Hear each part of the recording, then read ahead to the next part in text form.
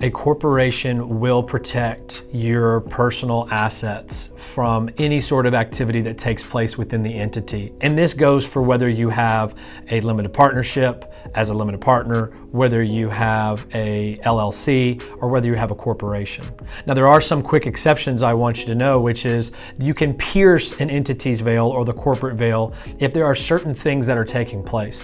One, if you're using your entity for actual fraud, then the courts have found that they will what we call pierce to the owners of that entity because it was essentially a vehicle for fraud, and to not allow that piercing would be an injustice.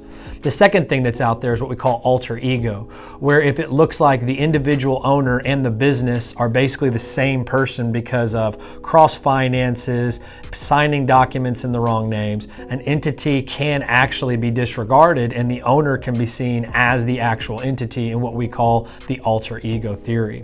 But these things are very, very difficult to do. And even a lack of corporate formalities alone, meaning maybe you missed that annual meeting, is not enough necessarily to pierce the corporate veil.